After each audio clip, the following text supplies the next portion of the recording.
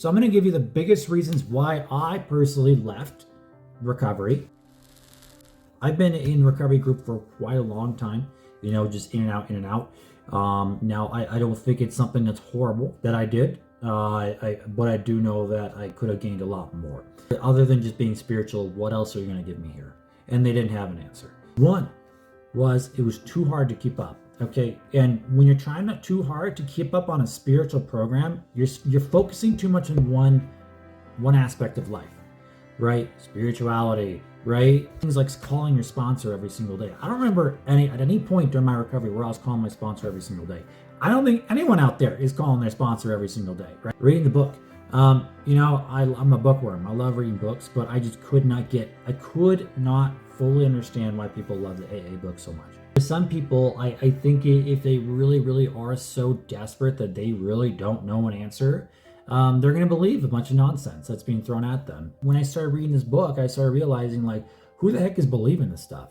Psychologically, we're so complex as humans. Brings on to my second reason, was that I felt too pressured by other people.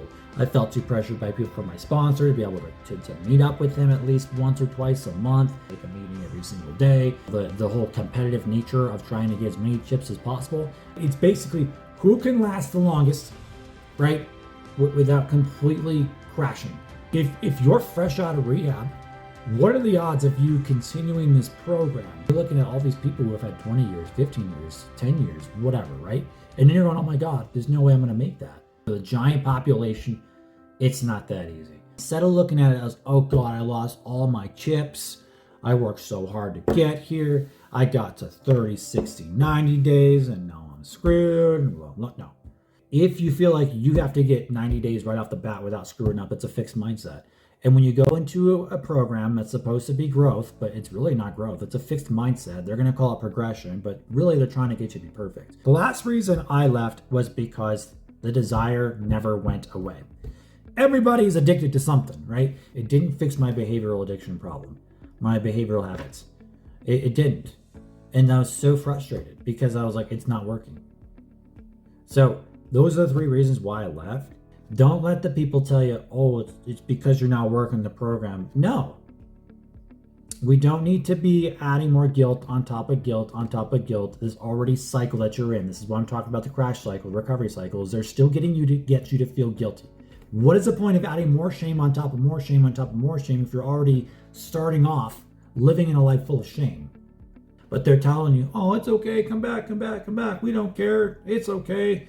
No, I've never met anyone in there who's been out there, went out and used, came back, and was like, no, I'm okay. They're sad, they're bummed, they're confused, they don't know why it didn't work. It's the most horrifying thing to see. No more fixed thoughts of that, you're fucked.